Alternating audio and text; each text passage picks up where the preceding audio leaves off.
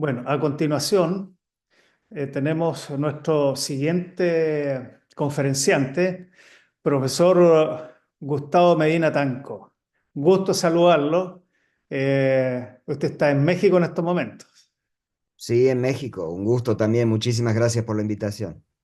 No, muy agradecido por tenerlo acá porque la verdad que estamos cerrando hoy día la jornada de celebración del mes de la aeronáutica y el espacio y en verdad ha sido extraordinario todos los conferenciantes y sabemos que el tema que tiene usted es espectacular.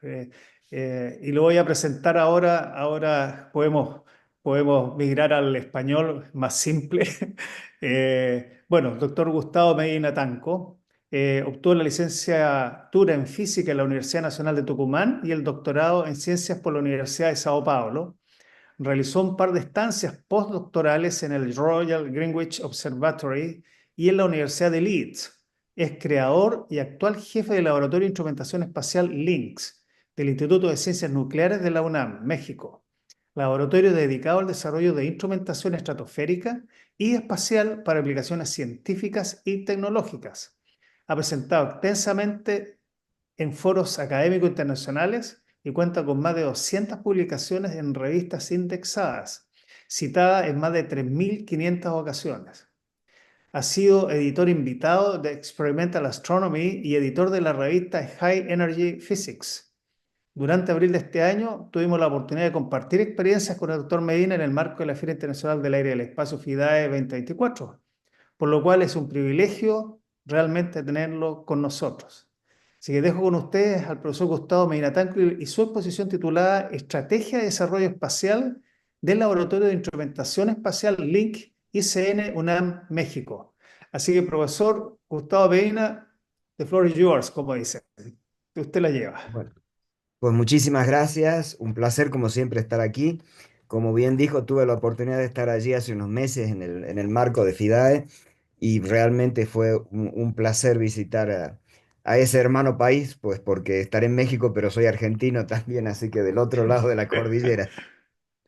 Bueno, les voy a hablar entonces un poquitito de lo que es la estrategia de desarrollo espacial que tenemos en el Laboratorio de Instrumentación Espacial, aquí en el Instituto de Ciencias Nucleares en la UNAM. Nuestras actividades se enmarcan dentro de lo que es el concepto de nuevo espacio, New Space, que me imagino que ya a esta altura habrán visto de sobra, pero les voy a repetir un poquitito más qué es lo que es, pues porque también tengo la suerte de dirigir un informe casualmente de los impactos sociales y económicos del nuevo espacio para la International Astronautical Academy, ¿sí? En todo el mundo. Entonces, ese nuevo espacio es una revolución, ¿sí? Una revolución en actores, en aplicaciones y servicios, ¿sí? Que en este momento está básicamente desarrollándose fuertemente en órbitas bajas y va a desarrollarse muchísimo más aún, y en un futuro muy próximo, una década, 2 décadas, en la Luna y asteroides próximos, ¿sí? Básicamente, lo que vemos que el ingreso de la actividad privada es uno de estos grandes motores, ¿sí? Y el tipo, la forma de realizar actividad de esas empresas, por ejemplo, grandes empresas siempre han estado participando en el sector espacial, pero básicamente las agencias grandes decidían qué hacer, cómo se tenía que hacer y esencialmente subcontrataban con esas empresas que producían exactamente lo que se les pedía. Hoy en día, las agencias en general lo que hacen es simplemente decir qué es lo que quieren hacer y esencialmente la iniciativa privada busca soluciones, las desarrolla según sus diferentes perspectivas y las vuelve no solo útiles para esa agencia, sino también comerciales en general, ¿sí? ¿Qué es lo que ha llevado realmente al lanzamiento de este nuevo espacio? Son básicamente dos grandes factores, ¿sí? El primero y tal vez el más poderoso, digamos, es la parte de el avance en las tecnologías de reutilización de lanzadores, es decir, poder recuperar parte, por lo menos la primera etapa de un cohete completo para volver a repararlo, acondicionarlo y volverlo a lanzar, ¿sí? Esto produce una reducción dramática en el costo de lanzamiento. ¿Sí? Hace 3 o 4 décadas, lanzar 1 kilogramo a órbita baja estaba en orden de los $60.000. Hoy en día con el Falcon 9 está en cualquier cosa alrededor de los $1.000 o un poco más. Y con el Starship, cuando él esté funcionando, probablemente vamos a llegar a costos inferiores y tal vez bien inferiores a los $200 por kilo a órbita baja, ¿sí? Eh, por otro lado, esto también permite una alta frecuencia de lanzamientos, porque ya en vez de estar construyendo secuencialmente cohetes que se desperdician completamente, yo puedo recuperar esa primera etapa o más eventualmente, reacondicionarla y volverlo a lanzar, y así es como SpaceX, por ejemplo, que es quien domina básicamente esta tecnología y ese mercado, espera poder hacer lanzamientos, varios lanzamientos por día, ¿sí? Y eventualmente ya se encuentra lanzando prácticamente un cohete a cada 2 días y medio, más o menos, ¿sí? Entonces aumenta esa frecuencia de lanzamientos. El otro está relacionado con la miniaturización de la tecnología. Esto permite, por un lado, disminuir la masa que hay que llevar a órbita, pero también, y muy importantemente, obviamente eso disminuye los costos, pero también el otro factor importante es que yo puedo usar ahora tecnología de bajo costo, pero que es de punta, ¿sí? Tradicionalmente, digamos, en el espacio tradicional, lo que se utilizan son en general componentes calificados para espacio, que son no solo muchísimo más caros, a veces 100 y hasta 1000 veces más caro que su equivalente industrial, sino que también llevan muchos años de certificación y por lo tanto son una tecnología relativamente antigua, ¿sí? Aunque parezca un contrasentido y no lo más moderno. En cambio, aquí se puede usar realmente lo más moderno, lo que está en la punta de la tecnología. Otro factor también interesante es el hecho de la estandarización, por ejemplo, en el caso de el estándar CubeSat, que se puede utilizar tanto para nanosatélites como para microsatélites, ¿sí? Que es básicamente diseñar subestructuras que tienen tamaños del orden de 10 por 10 por 10 centímetros, y eso hace que yo pueda inclusive estandarizar subsistemas y producir subsistemas completos que pueden ser utilizados en diferentes satélites, ¿sí? En vez de que todo sea hecho específicamente para un satélite dado, yo ahora puedo tener productos comerciales de todos los diversos subsistemas e integrarlos en satélites mayores, ¿sí? Y estamos hablando de cosas que pueden ser microsatélites de hasta centenas de kilos, ¿sí? O pocas centenas de kilos. Todo esto lleva a una drástica reducción en el costo de una misión completa, ¿sí? Y esto tiene otro impacto muy, muy importante, que es el tener una mayor tolerancia a fallas, ¿sí? Antes, cuando yo estaba haciendo una misión con un cohete que yo desperdicio completamente y que es carísimo y tengo que usar componentes calificados espacialmente, el costo de esa misión puede ser tremendamente elevado, ¿sí? Y por lo tanto, no se puede correr el riesgo de fallar. Y esto implica que uno tiene que ser conservador a la hora de diseñar y producir misiones. Al bajar tanto los costos, yo puedo bajar mi tolerancia a fallas y por lo tanto esto dispara la innovación, ¿sí? Porque ahora si un instrumento espacial me va a costar puesto en órbita 100 veces o decenas de veces menos que lo que era en el espacio tradicional, pues yo puedo fallar y volver a fallar e ir aperfeccionando mi tecnología y probar tecnologías completamente disruptivas. Y eso es lo que está pasando en el espacio, ¿sí? Acá les muestro en pequeño esquemita cómo es todo este espacio, ¿sí?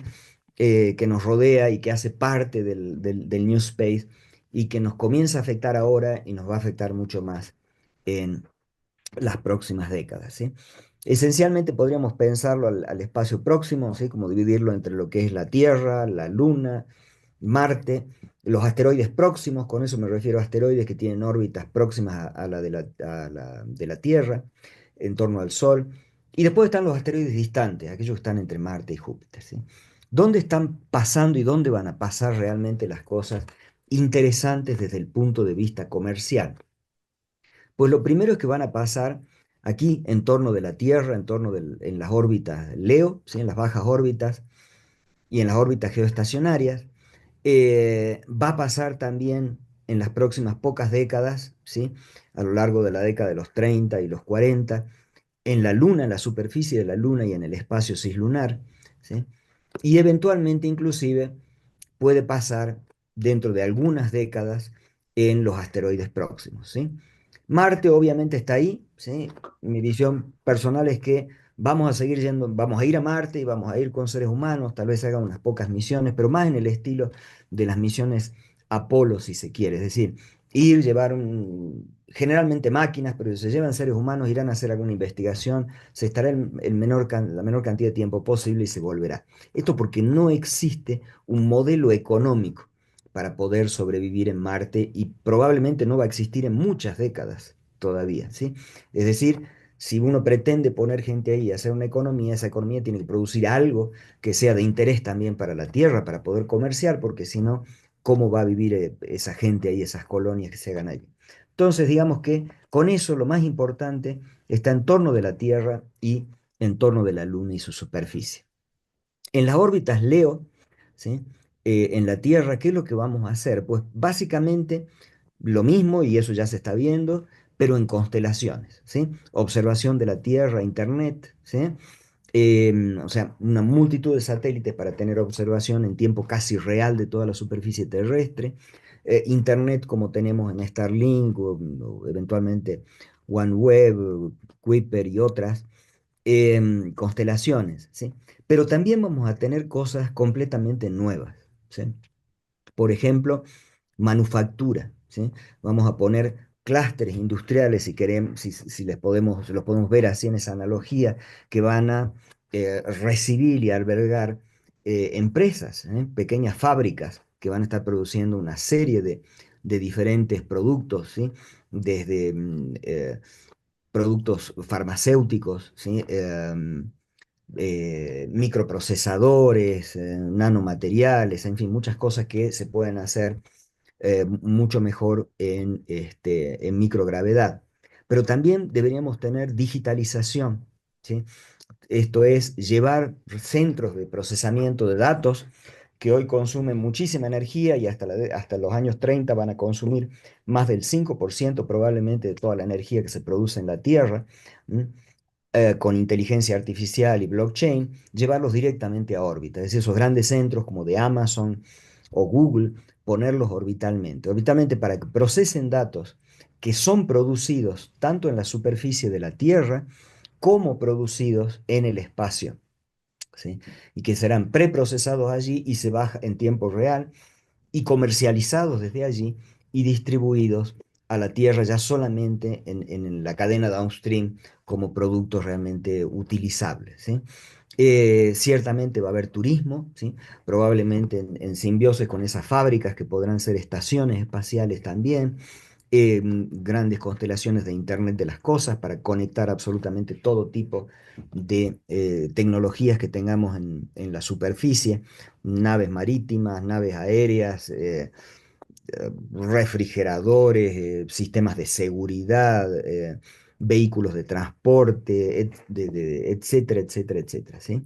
Y otra cosa nueva también que vamos a tener es in-space servicing, es decir, em, sistemas, instrumentos que van a prestar servicios a consumidores que están en órbita directamente.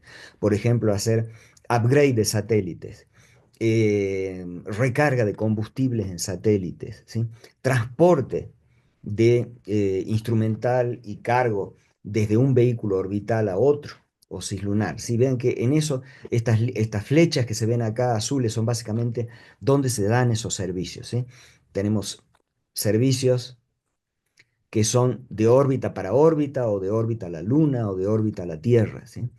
Em, Otra cosa muy importante también que vamos a tener, y eso muy posiblemente en órbitas geoestacionarias, es lo que es producción de energía solar en órbita, pero para ser transmitida a la Tierra y consumida en Tierra, ¿sí? Comercializada a usuarios terrestres.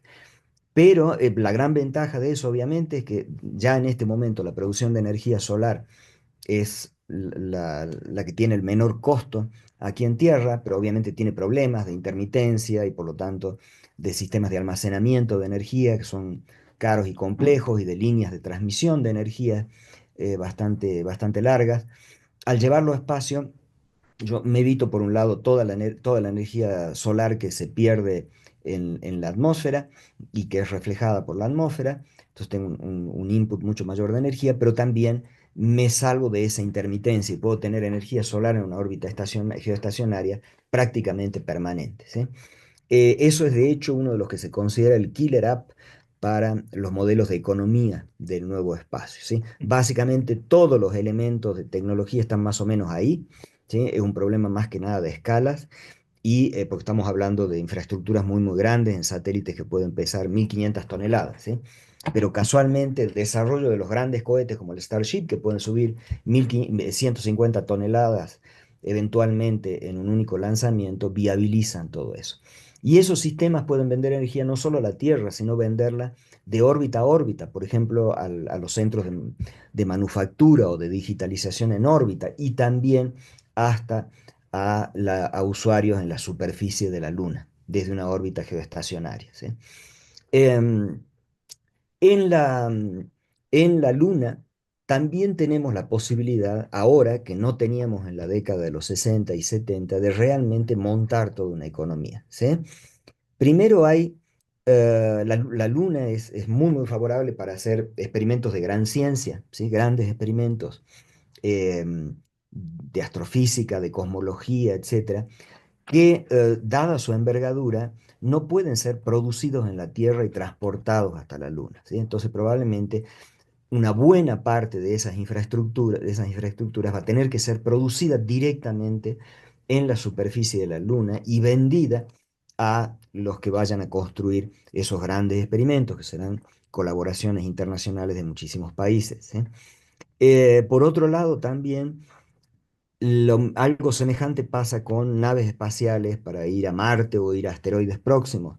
Realmente son naves muy grandes, producirlas en la Tierra sería antieconómico, ¿sí? Va a ser económicamente más rentable eventualmente producirlas en órbita lunar con componentes producidos directamente en la superficie de la Luna y llevados a órbita, incluyendo combustibles, ¿sí? Las grandes ventajas es que ahí existe entonces un modelo económico, ¿sí? De hecho, por lo menos dos, aparte de eso también hay que agregarle turismo, ¿no? Ciertamente en la superficie de la Luna. La ventaja es que existen todos esos habilitadores, ¿sí? A través de los recursos naturales de la propia Luna, ¿sí? Que tiene prácticamente todas las cosas que interesan como para montar una pirámide económica, ¿sí? Y por supuesto para producir con eso todo lo que se va a necesitar en ese ecosistema, desde combustibles, infraestructura en caminos, en pads de alunizaje y lanzamiento, en alimentos, en manufactura, metalurgia, máquinas, robots para ensamblajes y también todo un comercio de reciclaje, ¿sí? Así como tenemos problemas con basura espacial en torno de la Tierra, la Luna es todavía un ambiente muchísimo más crítico para contaminación. Si yo pongo un satélite en la Luna, al no tener atmósfera, el satélite no va a caer nunca. Esencialmente tiene que ser retirado de ahí en algún momento para no saturar esas órbitas de interés en torno de la Luna. Eh, por otro lado, infraestructura que se fabrica en la superficie de la Luna, al no tener una biosfera, al no haber agua, ni viento, ni bacterias, pues nada se degrada, se biodegrada, por lo tanto va a tener que ser reciclado. Todo eso es una gran industria también. Y finalmente, tal vez en un par de décadas o 3 décadas, asteroides de esos próximos en los que yo puedo ir y volver más o menos en un año, eh, puedan pasar a ser interesantes fuentes de metales preciosos para tecnología y tierras raras, ¿sí? Que algunas son escasas, o especialmente en el caso de los materiales preciosos van a ser escasas en pocas décadas, otras como tierras raras son sumamente contaminantes en su extracción y refinamiento y por otro lado también no necesariamente están geopolíticamente bien distribuidas, ¿sí? Entonces, lo que se produzca en los asteroides son materiales que podemos verlos como que van para la Tierra, como ejemplifica esa flecha verde, ¿sí? Lo que se produce en la Luna, por otro lado, va a ser básicamente para uso en la Luna. La única excepción tal vez es, dada la cantidad de silicio y otros materiales necesarios a paneles solares, sea la parte de producción de paneles solares que no solo se hagan para la Luna, sino que también se hagan para abastecer a estos grandes satélites de generación de energía eléctrica en órbita, ¿sí? Dado que la Luna tiene un sexto de gravedad de la Tierra, llevar una carga desde la superficie de la Luna hasta la órbita geoestacionaria de la Tierra es 22 veces más barato que hacerlo desde la superficie de la Tierra a la órbita geoestacionaria, ¿sí? Entonces eso también representa otra oportunidad, otro modelo económico. ¿Cómo vemos en Links la entrada en ese sector? ¿Sí? Lo primero es que esto es un laboratorio que se formó hace 14 años, ¿sí? Que es lo que tenemos de experiencia, lo fundé yo cuando llegué aquí a México. Esencialmente lo que queremos es generar un ecosistema espacial y ayudar a generar un ecosistema espacial en México. Eso quiere decir formar recursos humanos, formar know-how, conocimiento, y desarrollar infraestructura y desarrollar empresas de tecnología también en conexión con el sector privado. Entonces, como ustedes saben, la tecnología espacial es tecnología de uso dual, no es tan fácil su transferencia entre países. Entonces, lo que nosotros hemos hecho es un modelo basado en ciencia básica, primeramente, para disparar ese proceso en el área de astrofísica de partículas de muy altas energías, ¿sí? Ultrarrelativistas, de las cuales yo también soy especialista en esa área. Entonces, con eso y trabajando en grandes colaboraciones internacionales, hemos realizado toda una serie de muy grandes instrumentos, prototipos para grandes experimentos, que han servido para comenzar esa formación de recursos humanos, para comenzar a desarrollar know-how propio y hacer transferencia de know-how, porque obviamente en un medio de ciencia básica internacionalizado es mucho más fácil la transferencia de tecnología y natural. Y por el otro lado, con esas sinergias desarrollar infraestructura. Y aparte de eso, estamos dando ahora un paso más también para actuar sobre todos esos puntos, más la parte de formación de empresas de tecnología, a partir del desarrollo de proyectos sociales y comerciales y trabajando estrechamente con lo que es el ecosistema industrial aeronáutico, ¿sí? Que tiene todas las capacidades esencialmente para poder expandirse hacia el sector espacial. Y en el caso de México, eso lo representa la Federación Mexicana de la Industria Aeroespacial, FEMIA. Tenemos proyectos en esas dos grandes áreas de interés. ¿eh? Las órbitas LEO fundamentalmente, ¿no? La región orbital, así como también espacio profundo, ¿sí? Inicialmente espacio cislunar, pero también aplicaciones para asteroides próximos, ¿sí? Y con esos proyectos, lo que hacemos es desarrollar recursos humanos, pero trabajando en proyectos prácticos que vuelan, todo lo que se hace vuela ahí para ciencia básica, para ciencias aplicadas, para sustentabilidad, para cambio climático, seguridad, comercio e industria. En lo que es la parte de LEO, parte orbital, es la parte más que nada científica.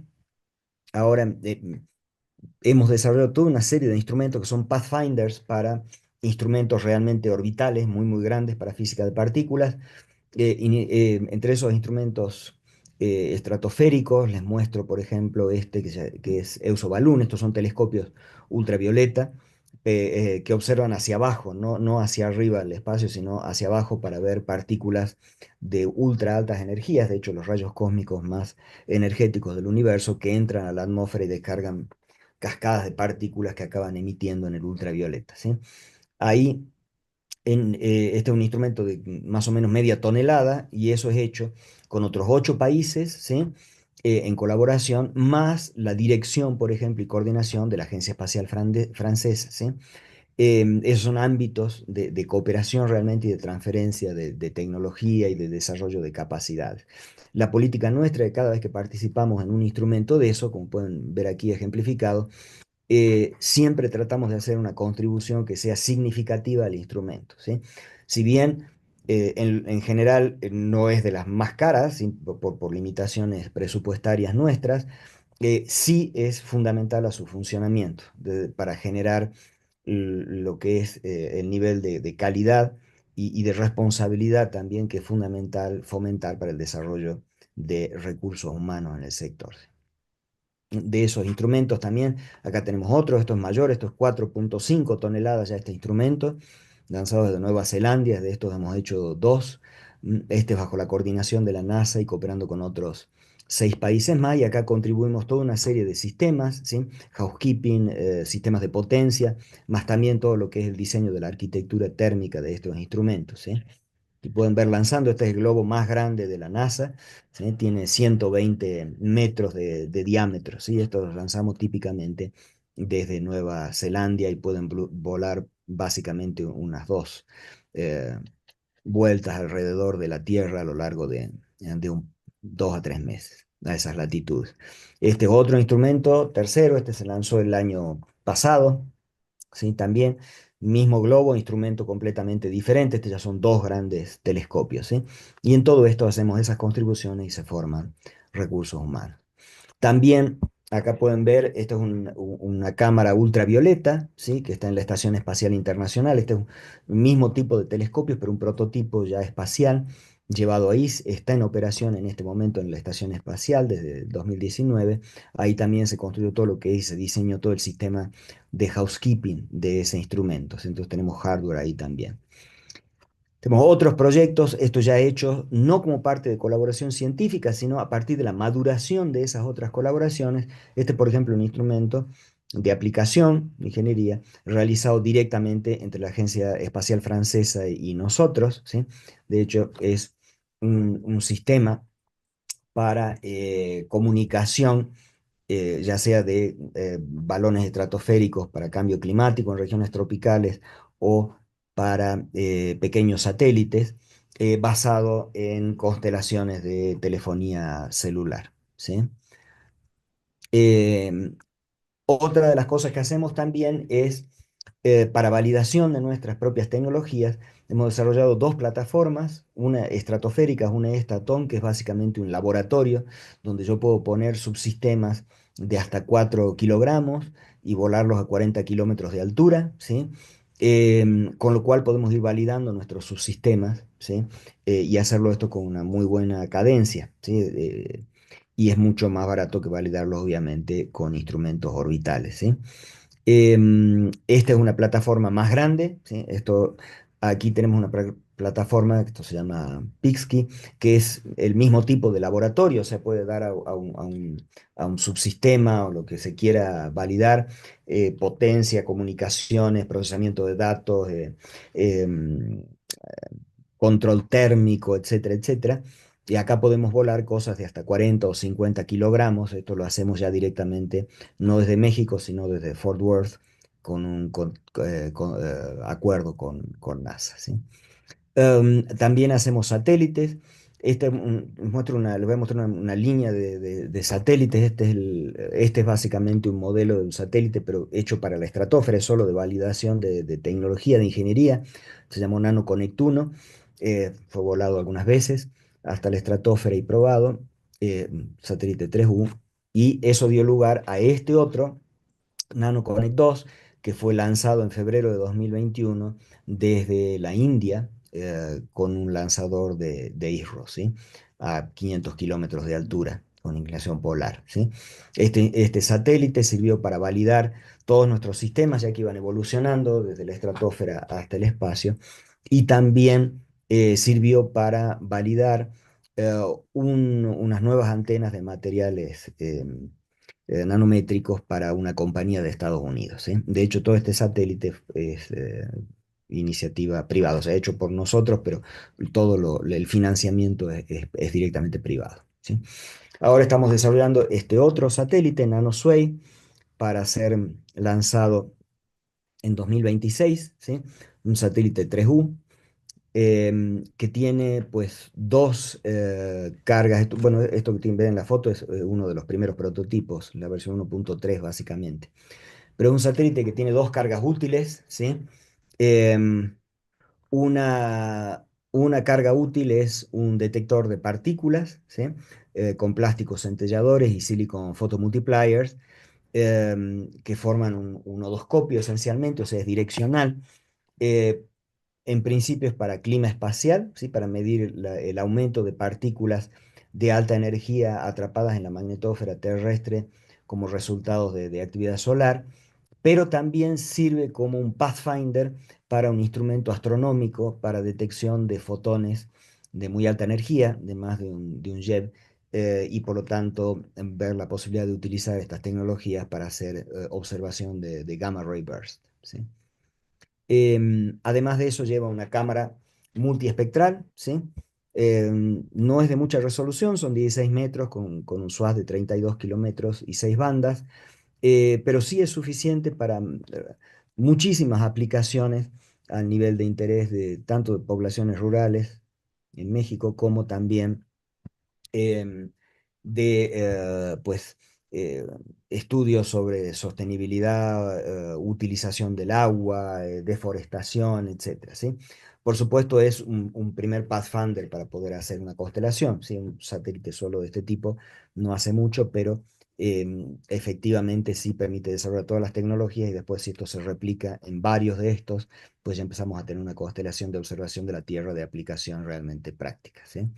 El satélite es un satélite relativamente complejo, a pesar de su tamaño, ¿sí? Tiene sistemas de comunicaciones en banda S, en UHF, los detectores de silicon photomultiplier con sus centelladores, más paneles solares, todos son desplegables, son varios subsistemas desplegables, ¿sí? Lo que realmente también es un desafío desde el punto de vista de ingeniería, ¿sí? Acá lo podemos ver un poquitito al modelo para que vean la complejidad del el despliegue de estructuras, ¿sí? Sobre todo en un sistema tan pequeño, ¿sí?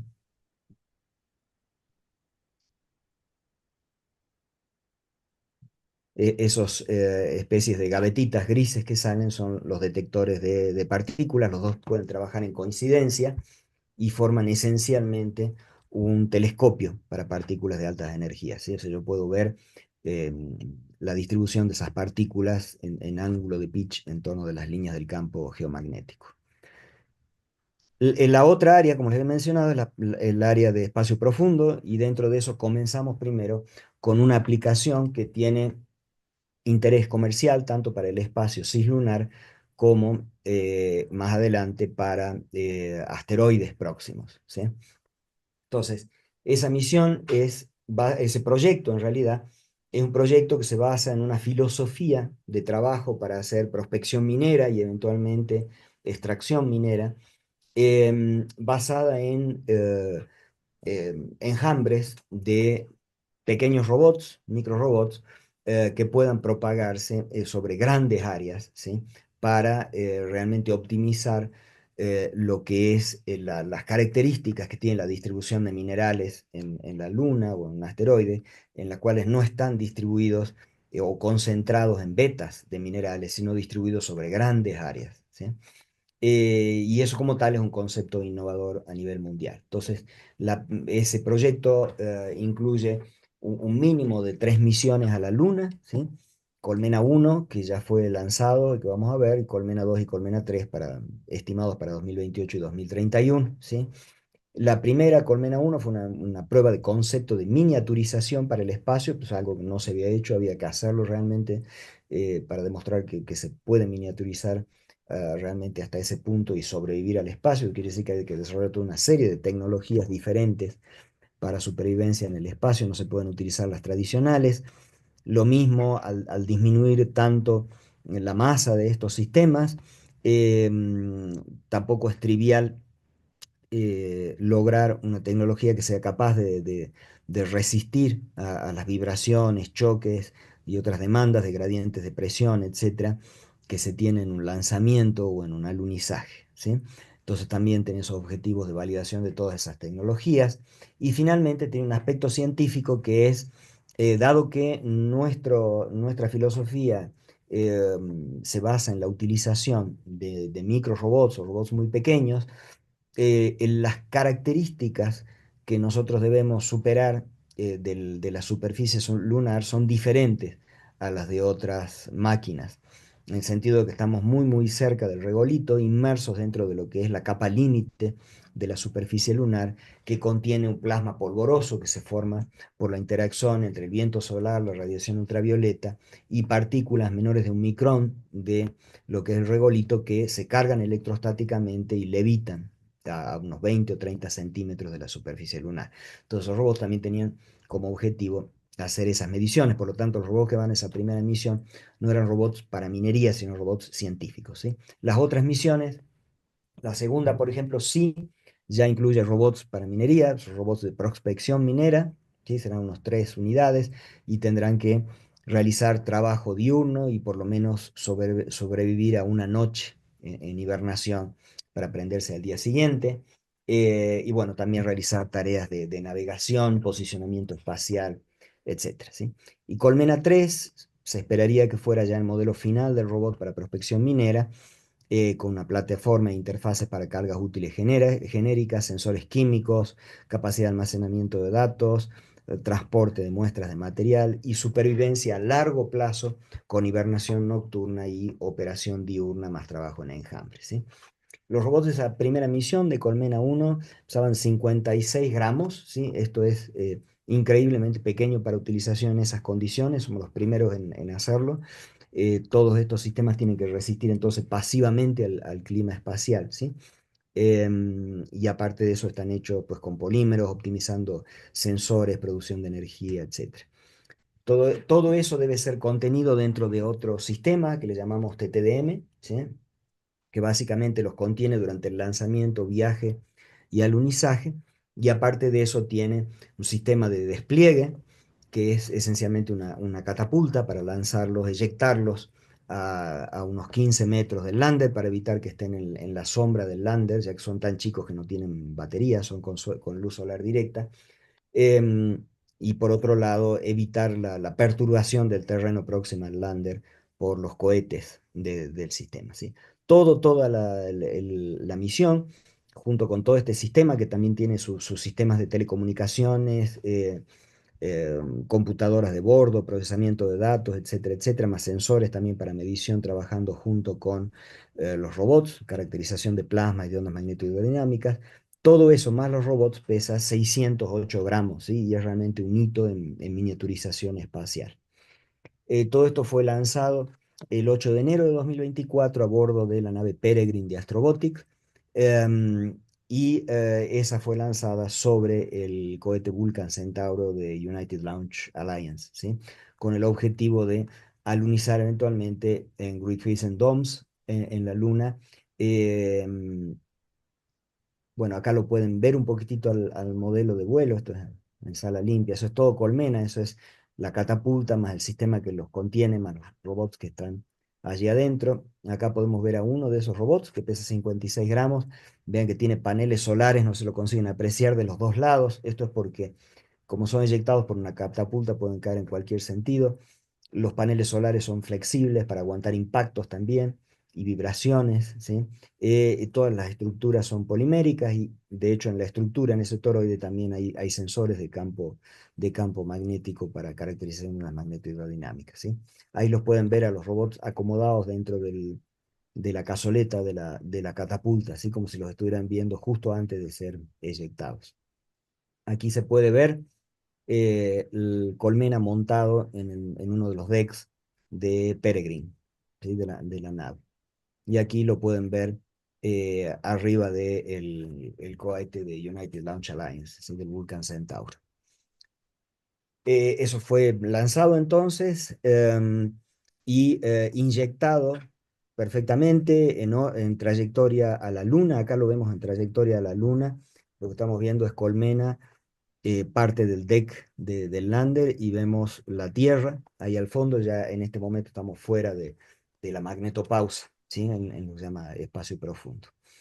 La nave tuvo, lamentablemente, la que nos llevaba el Peregrine tuvo un problema en una válvula de un tanque de oxidante que llevó a una ruptura en el tanque y por lo tanto a la imposibilidad de que la nave alunice, pero sí lo mismo, estuvo viajando unas 2 semanas en espacio profundo y cruzó la órbita lunar a más de 400.000 kilómetros de distancia, lo que nos permitió encender todos nuestros subsistemas, dado que no íbamos a poder alunizar, y validar toda nuestra tecnología en esas condiciones que son muy semejantes a la de la Luna, salvo el polvo.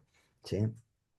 Em, Esencialmente entonces con eso conseguimos pues validar todo lo que es la microrobótica espacial y su miniaturización, todas las tecnologías que fueron desarrolladas para sobrevivir a la radiación, a las variaciones térmicas, etcétera, todo con controles pasivos, ¿sí? Diferente de lo que se hace en otro tipo de nave mayor, obtener certificación para lanzamiento y vuelo, que por ejemplo, el hecho de certificar una catapulta, la primera vez que se puso una catapulta arriba de un cohete, estamos acá entre ingenieros, así que todos saben lo que es poner esencialmente un resorte, que es una catapulta, arriba de un cohete que está vibrando en todo un espectro desde bajas hasta altas frecuencias y tiene choques que se propagan por el sistema, ¿sí? Y por supuesto, cualquier daño en nuestro subsistema puede hacer fracasar absolutamente todo el lanzamiento. Entonces, requirió más de 15 pruebas de vibraciones y choques en México y varias también en Estados Unidos para llegar al nivel de certificación, ¿sí? Y todo esto se pudo operar entonces en espacio profundo y a más de 400.000 kilómetros de distancia, con lo cual, desde el punto de vista de proyecto, conseguimos tener un 75% de éxito, lo que quiere decir que se puede pasar directamente a la segunda misión del proyecto, Colmena 2, y simplemente la parte científica de la superficie de la Luna que no se puede hacer, pues será incluida en los nuevos robots, ¿sí? Para hacerla todo en la misma moción. En paralelo, esto nos permitió también formar más de 250 ingenieros de alto nivel trabajando solo en este proyecto, ¿sí? En este de la Luna. Bueno, acá simplemente para mostrarles, porque aquí lo importante también es la gente, todo esto fue hecho por estudiantes, ¿sí? De hecho, todos nuestros proyectos son realizados por estudiantes que trabajan en diferentes escalas de tiempo en el proyecto, por lo tanto, eso es un desafío también en términos de gerenciamiento, ¿sí? El laboratorio ha conseguido así, a través de todos estos proyectos, trabajar no solo con proyectos propietarios nuestros, sino también tener colaboraciones con NASA, con CNES, con ASI, la Agencia Espacial Italiana, con Roscosmos, JAXA, y con institutos de investigación de Francia, de Alemania, de España, de Italia, de Polonia, de Eslovaquia, de Estados Unidos, Japón, Corea y Rusia, ¿sí? El ambiente en el cual trabajamos es sumamente multidisciplinar, ¿sí? En los 14 años que lleva el laboratorio, más o menos, han pasado más de 400 alumnos, cerca de 450, no completamente, pero por ahí. Todos esos han trabajado en diversos proyectos concretos, ¿sí? O sea, cosas que se diseñan, se construyen, se lanzan, se operan, ¿sí? Y por lo tanto, todos ven lo que es la realidad de lo que es trabajar en el espacio. Y eso a través de diferentes actividades académicas, de pasantías, licenciaturas, maestrías, doctorados, y de hecho hasta tengo también un pequeño grupo de incubación, le llamemos, de adolescentes, de secundarios y preparatorias, que también trabajan con otros proyectos más pequeños, pero espaciales también, ¿sí? Em, Más o menos hay unas 50 personas permanentemente, estudiantes haciendo diferentes cosas en el laboratorio, y cubren esencialmente todas las áreas de la ingeniería, muchas más de las que están puestas acá, pero también tenemos físicos, astrónomos, matemáticos, actuarios, abogados, alumnos de relaciones internacionales, artistas, psicólogos, ¿sí? Porque también desarrollamos actividades de conexión con la industria, desarrollo de legislación y reglamentación para utilización de recursos naturales en el espacio cislunar, etcétera, y coordinación también con el sector industrial, ¿sí? Y pues con eso entonces termino y los dejo en este breve pantallazo de lo que hacemos aquí en nuestro laboratorio. Gracias. Bueno, profesor Gustavo Medina, la verdad es que es bien impresionante lo que están haciendo. y le agradezco mucho la presentación, muy completa, muy interesante y los desafíos que ha planteado, la verdad que son bastante gigantescos. Y respecto a eso, algunas preguntas relacionadas con esa colaboración que existe allá en México a nivel industria, a nivel académico. ¿Cómo han logrado eso? La pregunta va con el apoyo gobierno. ¿Hay una organización que ha promovido esto o ha Mm. sido básicamente por ustedes? Si nos puede contar y cuál es la recomendación para Chile?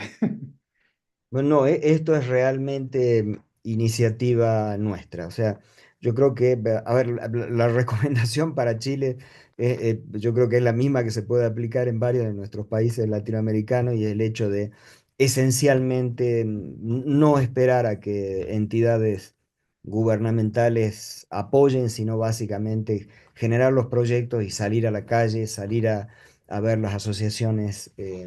Industriales y generar realidades a partir de las cuales después se van creando esas sinergias. Y por ejemplo, hace un mes o un poco más también organizamos junto con el Consejo Coordinador Empresarial de México, que reúne básicamente el 92% del Producto Bruto Interno de México, más la Federación Mexicana de la Industria Aeronáutica, todo un evento dentro de una feria, que es la versión Hannover Messe de México, la Industrial Transformation México, de todo un evento con empresas europeas, empresas de Estados Unidos y empresas mexicanas también, para promover y discutir lo que sería la expansión de las cadenas de suministros del sector aeronáutico al sector espacial, ¿sí? Y eso no es algo en lo que participemos, es algo que organizamos, o sea, realmente no nos limitamos a la parte simplemente de la tecnología y la industria, sino que salimos afuera, buscamos empresarios y tratamos de trabajar con ellos e ir generando eventos y realidades, y obviamente eso también tiene una buena chance de generar sinergias y políticas públicas, ¿no? Con el gobierno. Para aquellas universidades o centros de investigación nacionales, chilenas, voy a decir, ¿cuál sería el mecanismo de colaboración si es que quisieran integrarse? Porque aquí se trata de colaborar, trabajar en conjunto y aprender unos de otros. ¿Cómo se podría dar esa colaboración? ¿Qué se Mire, de requiere? forma muy, muy natural, nosotros estamos acá dentro de la UNAM, de una universidad en particular, pero mis alumnos vienen para participar en estos proyectos de toda una serie de universidades y estados del país y también de fuera.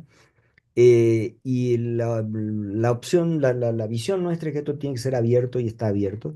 Entonces, esencialmente, si jóvenes de esas otras universidades quieren participar, ¿sí? Siempre se puede hacer acuerdos con esas universidades y pueden venir y trabajar. Y de hecho, lo tratamos de fomentar bastante, inclusive he abierto un programa junto con la red iberoamericana de agencias espaciales, ¿sí? Para tratar de estimular ese tipo de colaboraciones dentro del ámbito de Latinoamérica y de Iberoamérica, ¿sí? De hecho, allí en Chile, tuve la oportunidad de visitar algunas universidades a partir de la iniciativa muy, muy interesante de la Fuerza Aérea Chilena. Y pues la idea es eso, es simplemente hablar, comunicarnos y las puertas nuestras están completamente abiertas. Venimos de la ciencia básica, ¿sí? Y por lo tanto tenemos una vocación de cooperación internacional muy, muy fuerte. Buen mensaje y potente. Tengo otra, Fernando Mujica. Dice, estimado señor Medina, muy interesante el trabajo presentado acerca de lo de ustedes y lo que realizan en su laboratorio. Uno de los problemas más críticos para colonizar la Luna y Marte es el daño que los astronautas van a recibir por la exposición a la radiación cósmica. ¿Han participado, esta es la pregunta, en las investigaciones sobre este tema?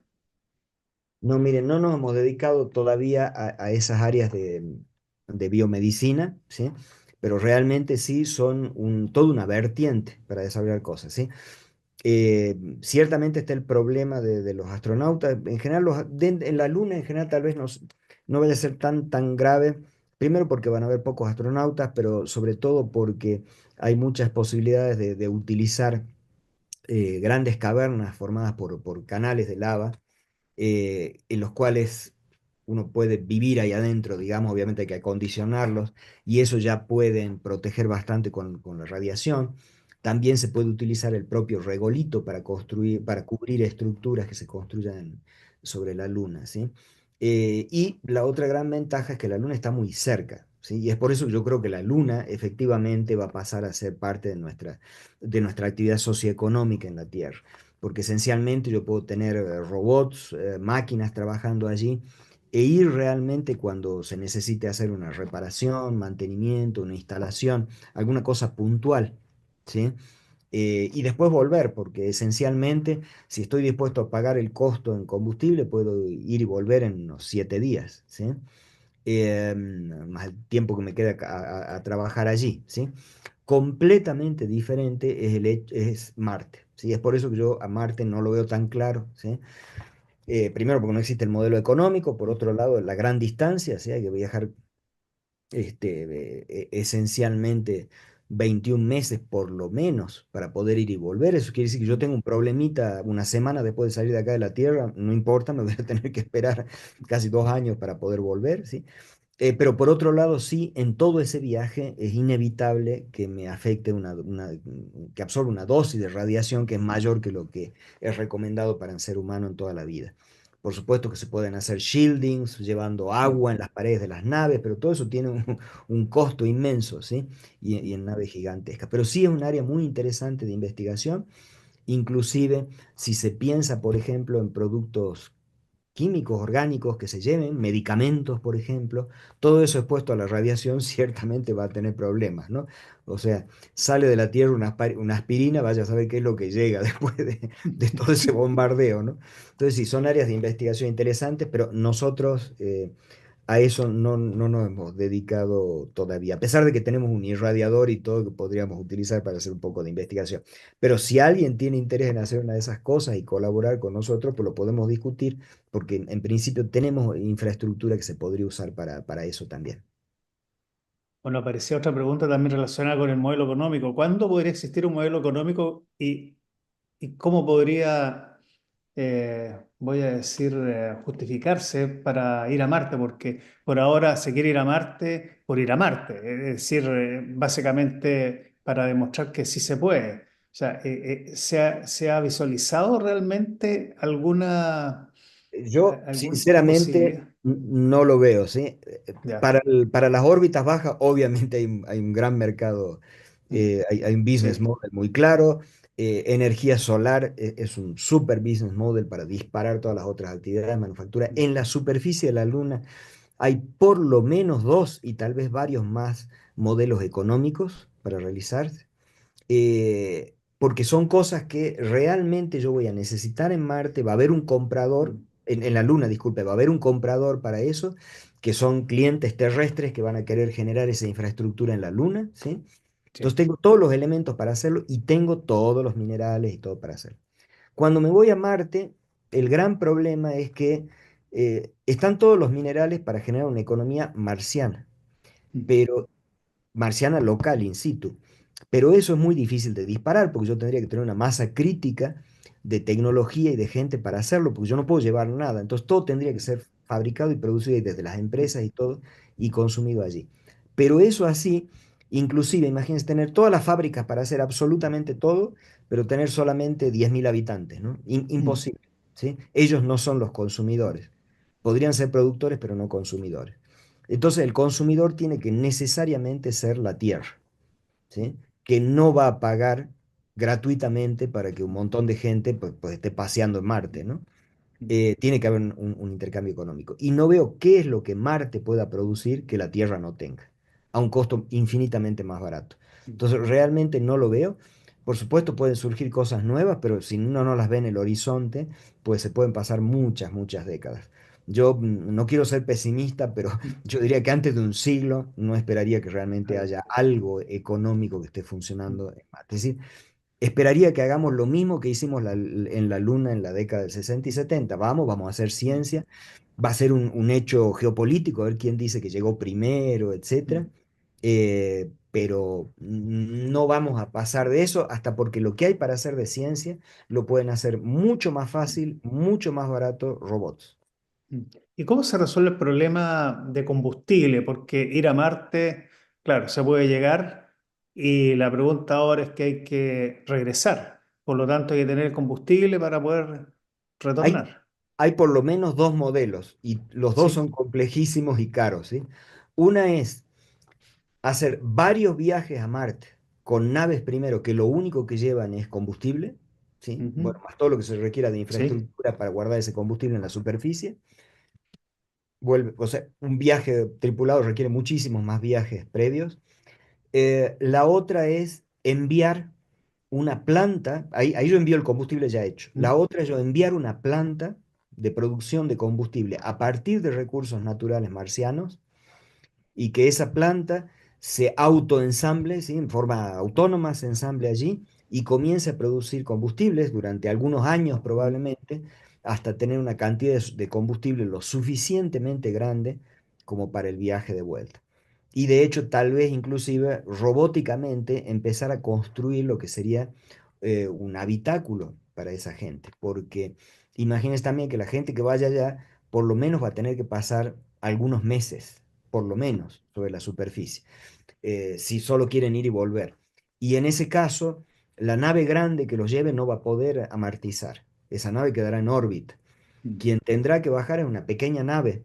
Y esa pequeña nave no puede ser el habitáculo donde 5 o Para 10 ir. personas se pasen 3, 4, 6 meses en la superficie. Entonces tendrá que haber algo que se haya construido antes. O Mm. sea, se requiere generar esa infraestructura. O sea, un viaje tripulado va a requerir, en un caso o el otro, en cualquiera de los dos modelos, muchos viajes que lo antecedan para generar las infraestructuras necesarias para volverlo posible, tanto en la estancia en Marte de los tripulantes como en el regreso a la Tierra. Y respecto a la guerra de las galaxias, una pregunta respecto a la producción de energía solar en el espacio. Porque cuando a ver, se visualizan fines pacíficos, perfecto. O sea, se puede transferir la energía desde el espacio hacia la Tierra, pero también podría haber un eventual mal uso, y hablemos de un uso militar. ¿Qué piensa al respecto de eso? Ciertamente, todo lo que se haga en el espacio es de uso dual y ya se empiezan a ver los riesgos. Por ejemplo, si vemos algo más simple, que es in-space servicing, Mm. es ir yo dar servicio a un satélite. Creo que fue el año pasado, China demostró su capacidad de ir con un satélite hasta un satélite chino en una órbita geoestacionaria, agarrarlo y sacarlo de esa órbita y llevarlo a una órbita de parking. Es un servicio de demostración de in-space servicing totalmente Ujú. válido. O sea, yo a los satélites geoestacionarios los tengo que sacar de la Sí, órbita geoestacionaria y llevarlo a parking, pero también es un arma. ¿Sí? Yo exacto. podría agarrar cualquier satélite de telecomunicaciones y sacarlo para otro lado, ¿sí? Claro, claro. Con la parte solar también es equivalente. O sea, yo esa energía solar la puedo usar sin siquiera ir a fines destructivos. Ciertamente la puedo usar como una fuente de energía logística para un ejército en combate. En vez de Sí, yo tener que estar transportando camiones de combustible, plantas de producción de energía eléctrica y todo mientras que avanzo en el conflicto, yo directamente desde la órbita le puedo mandar energía a un ejército que está en marcha o en actividades, ¿sí? Pero aparte de eso, obviamente, también se puede utilizar como un arma, porque es una gran cantidad de energía que sí, yo puedo sí, disparar hacia algún lugar. Entonces, todo claro. esto va a poder usar y probablemente 90% de las cosas que se van a hacer en el espacio y que ya se hacen, siempre se pueden usar en esos fines. El gran problema es que no hay mucho que hacer y lo mismo o peor va a pasar en la Luna, porque esencialmente no tenemos las estructuras jurídicas como para lidiar con esos problemas internacionales o extraterritoriales, ¿sí? Y eso no solo pasa en el ámbito del espacio, pasa también en las aguas profundas, por ejemplo, de los océanos, ¿sí? Donde esencialmente salimos de las zonas reconocidas como de influencia de cada país y entonces lo único que valen son pues, acuerdos internacionales, pero esos acuerdos internacionales no son lo mismo que las leyes dentro de un país. Cuando yo tengo una ley Mm. dentro de un país, tengo también todo un marco para implementar esa ley, desde una policía hasta un sistema eh, de prisiones, ¿no? En aguas internacionales no. En realidad, lamentablemente, cuando pasamos a esos ámbitos, los acuerdos pueden o no ser respetados y en general cuando aparece un conflicto de defensa, pues prima el que tiene el misil más grande, para ponerlo más simple, ¿no? Sí, Y los conflictos van a ser numerosos. Por ejemplo, en la Luna también, o sea, si vamos a implementar una economía, hay que implementar una propiedad privada, ¿no? O por lo menos un derecho a explotación de áreas que sea respetado por todos los otros actores. Los acuerdos de Artemisa brindan por lo menos un marco dentro del cual se puede pensar que se genere un contexto legal con seguridad jurídica para los países que son firmantes, que es básicamente el bloque occidental y sus amigos, ¿no? Pero eso no quiere decir que China y sus aliados eh, tengan por qué necesariamente obedecer a esas reglas. Y lamentablemente hay recursos en la Luna que están geográficamente concentrados, ¿sí? Agua es uno de ellos, que es muy valioso y que realmente las mayores cantidades de agua, lo que es más fácil de explotar, se encuentra en unos pocos cráteres en las regiones polares, ¿sí? Entonces, esencialmente ahí es fácil visualizar que puedan existir conflictos, ¿sí? De explotación. Y lo mismo, no queda claro qué es lo que pasa con infraestructura que se ponga en la superficie de la Luna y que se deje de usar. O sea, acá en la Tierra en general, cuando yo construyo algo, lo que pasa es que uno está tan acostumbrado que ni lo ve, pero si yo construyo un edificio, lo dejo de usar y lo abandono, aunque no tome una acción directa para demoler ese edificio, pues básicamente se va a caer abajo. O sea, si no se cae en 10 años, se caerá en 100 o en 1000. Pero si yo lo pongo en la luna, corro el riesgo de que esté ahí por 100, 200 millones de años, ¿no? ¿Cómo se lida con todo eso, sí? Hay muchísimo, o sea, todo esto de espacio va a adquirir una dimensión socioeconómica que va muchísimo más allá de la tecnología y de sus aplicaciones comerciales. Es decir, el derecho internacional tiene que avanzar, no a la par, sino en la medida de lo posible, adelantarse para que podamos resolver esas cuestiones. ahora siempre que se respeten esos tratados. Siempre que se respete, y ahí es donde tenemos que ser creativos, yo pienso, ¿sí? Sí, sí. Ahí obviamente eso ya es una discusión para abogados, pero yo creo que tal vez lo que se necesitan son nuevos modelos disruptivos en los cuales esencialmente lo que se busca es que el propio sistema que se genere de actividades, de reglamentación y de servicios penalice al mal actor sin que tenga que haber un agente externo que lo penalice. Es decir, por ejemplo, si yo participo de un mercado, vamos a decir Amazon, ¿sí? Si yo vendo cosas en Amazon y todos mis clientes están en Amazon, es medio difícil que yo haga algo malo dentro de Amazon, porque simplemente me van a expulsar y voy a dejar de vender. No necesito una policía internacional que venga y me agarre y me meta preso, no, simplemente no lo voy a hacer porque no me conviene, ¿sí? Y tal vez es eso donde tenemos que ser creativos y lograr generar esos modelos para esos sistemas. Pero por supuesto, eso va a andar bien mientras que no haya conflictos armados. Cuando llega a eso, Es el punto. ahí es el punto, ¿no? Y SpaceX parece que se va a convertir en casi el único proveedor, por lo que usted mencionaba, porque si llegan a un costo de $200 por kilogramo enviado al espacio, ¿qué empresa hoy día es capaz de poder competirle? A ver, el ¿Cómo lo problema, es? yo creo que SpaceX ejemplifica casualmente todos estos problemas de falta de un marco legal internacional. Em, Como esto es un mercado que crece exponencialmente, el de Sí. tecnología, esencialmente el primero que consigue salir del montón puede crecer muchísimo, y es el caso de SpaceX. Lo hemos visto en Internet con Google, con Meta, con ¿sí? Amazon y otros. Acá en el sector espacial, es SpaceX el que lo ha hecho. ¿Y qué es lo que está pasando? Que no existe ningún marco legal para contenerlo, para ponerle restricciones, ¿sí? Los mecanismos que existen son básicamente a nivel internacional de administración de frecuencias a través de la ITU, de la International Telecommunication Union, que simplemente administra las frecuencias que se van a usar, pero no dice cuál es el número de satélites que se pueden poner ni dónde, bueno, con excepción de los geoestacionarios, pero en todas las otras órbitas no.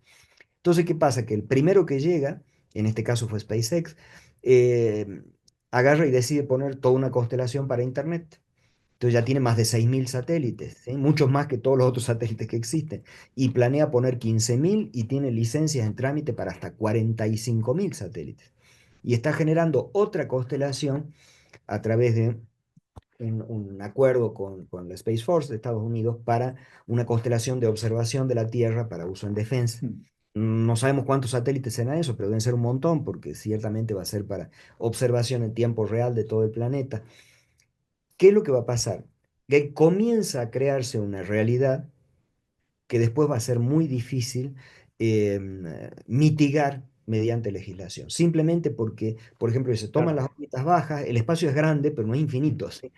Y una vez que yo pongo 45.000 satélites, pues no es claro que otro competidor, aunque tenga la tecnología y tenga el capital, pueda poner una constelación equivalente, simplemente porque ya no hay espacio, ya se ocupó, ¿sí? mm, Ya está ahí. Entonces se generan realidades, ¿sí? Y por el otro lado, obviamente, se generan realidades a partir de un actor que no es un ente estatal, es un individuo y que sí, por lo tanto está sujeto a la ideología o creencia o hasta caprichos, por poner un nombre, de una única persona, ¿sí? Y eso ya se ha visto en el conflicto de Ucrania. mm, Por ejemplo, en algún momento él decidió que no quería que un dron marítimo destruyera un barco ruso. Entonces él le cortó directamente el servicio de Internet.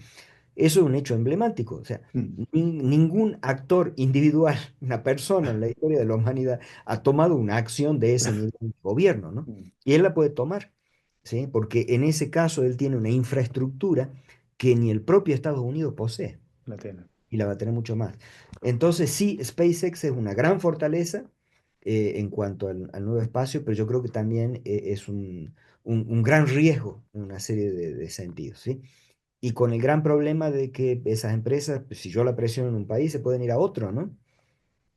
Así como tenemos barcos con banderas liberianas, pues Sí. podremos tener constelaciones de satélites con bandera liberiana o de algún otro país, ¿no? O una isla del Pacífico, ¿no?